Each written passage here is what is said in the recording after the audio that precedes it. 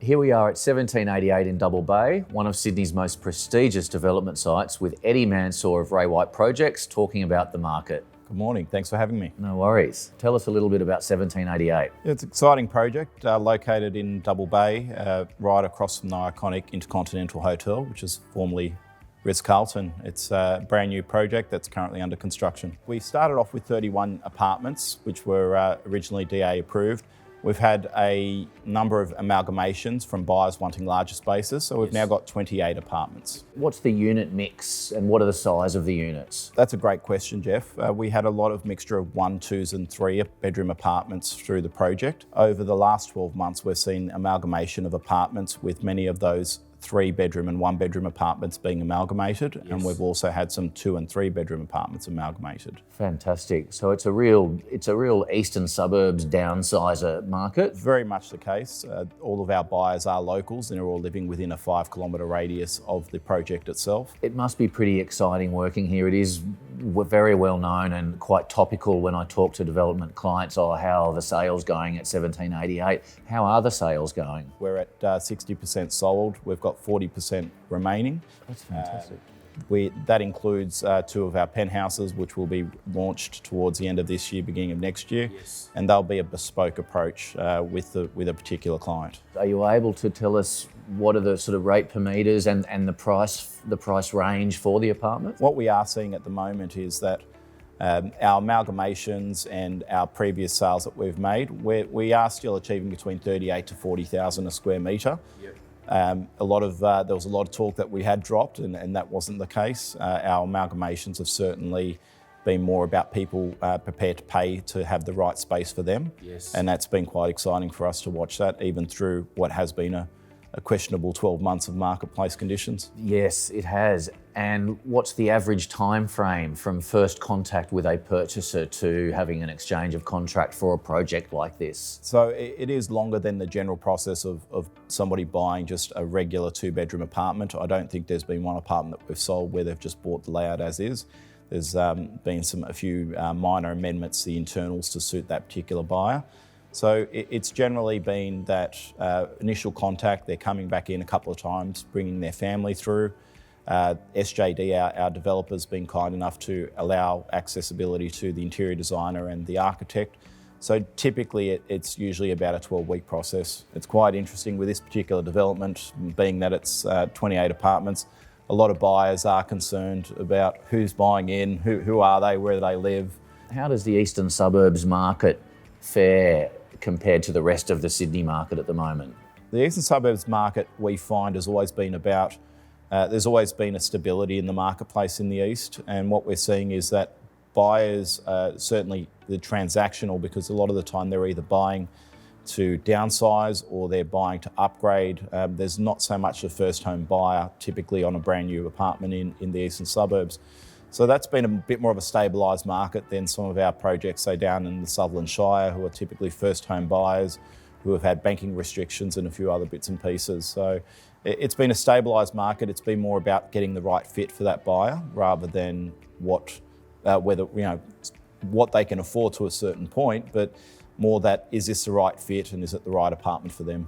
It's echoes of a lot of the discussions I have with clients at the moment, where when the market is soft, areas like the eastern suburbs and the lower North Shore, these typical owner-occupier markets are the ones that a lot of developers and the market sort of focuses on. It's almost like a flight to quality because, as you say, it's more secure, it's more stable, and you're more likely to have greater sales because it's not so, it's more there's more emotion involved, where people really want to live as opposed to a financial equation as an investment. Absolutely agree. I mean, what we're currently seeing at the moment is a lot of even typical eastern suburb developers who have been developing in this area for many years during a booming market started going outside into Western Sydney, down south into other areas. They're now coming back in and really focusing back on what they know best, which is the east.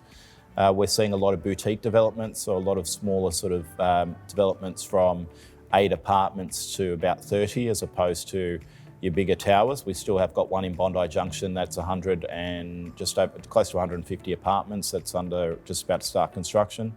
So we are seeing that focus on it, and I think what you'll see in the next 12 months is a lot of boutique projects coming online, and I think that there is certainly an appetite in the marketplace for those apartments. What do you see have been the biggest challenges to the off-the-plan sales market? What we're seeing at the market at the moment is that there's been a lot of focus on negative media. Unfortunately, there's been a few hiccups for a very small minority of projects that have set the tone for the rest of the projects out there. And I think that, coupled with the finance restrictions that did come in but now have been relaxed, were part of the catalyst of what was occurring. And are you seeing that you are seeing evidence of funding for mums and dads buying apartments relaxing? We are seeing it for owner-occupiers. I believe that investors, it's still a bit more difficult for them. And Yes. I think that the investor market has certainly slowed down a bit. Yes. Although I sort of look at history, and I guess the last time, which probably wasn't as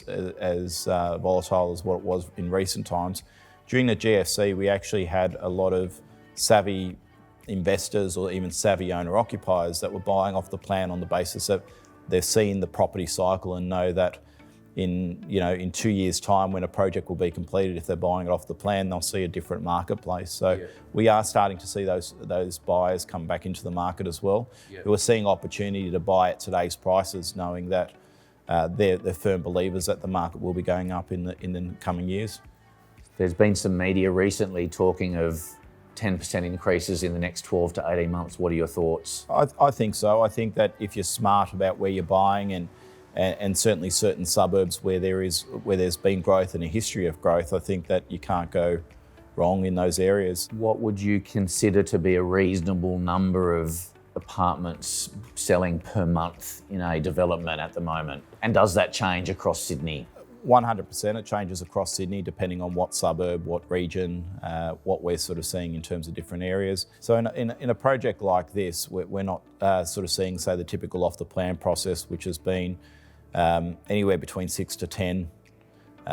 Is a very healthy number. You're probably more average at we're sort of seeing at the moment is about 4 to 5. And that's what we sort of try and focus on.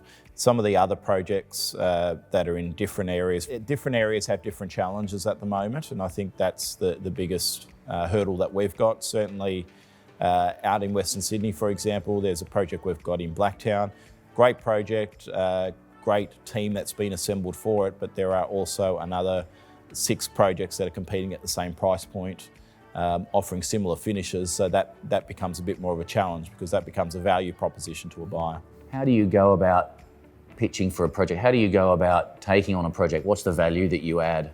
Great question. We work through a lot of the time with our developers. One of the things I always ask our developers to do is when we're having that initial meeting is send me the plans, and I love printing them out in the good old A3 because I love looking at the plans and working out what's going to appeal to a buyer. One of the projects we recently did, we introduced little study nooks into the apartments so they become a 1-bedroom plus study.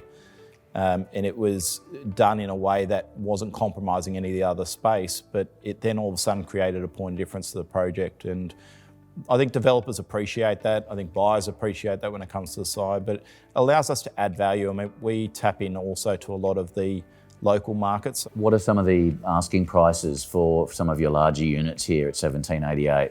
The 1788 project has had quite a bit of amalgamations in these apartments. So typically our 3 bedrooms were between 124 to 142 square metres internally on the larger ones. We've actually had buyers that have bought in here and created 250 to 330 square metre apartments. And those have ranged above the 10 million mark.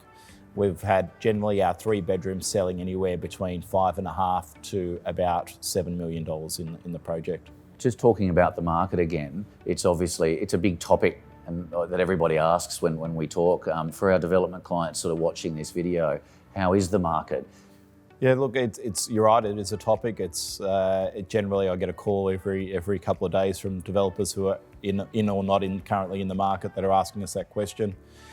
Certainly the last 12 months has been a very turbulent sort of period, and I think there's been a lot of questions raised with developers as to whether to park the project that they've got in terms of not launch it to the market or go ahead. And we saw a lot of developers step back. We had a lot of some of the Asian, sort of big Asian developers who had come in and westernised a lot of the projects they've done also step back. So we're currently seeing at the moment that there are a lot less off the plan projects being offered on the market. What we are seeing is the emergence of stock that would have typically just been sold during that off the plan period now become completed brand new stock, and that's now on the market. Right. And so that's probably been a lot of our focus over the last 12 months, but we are launching some new projects now, which is giving you a great indication that the market is coming back.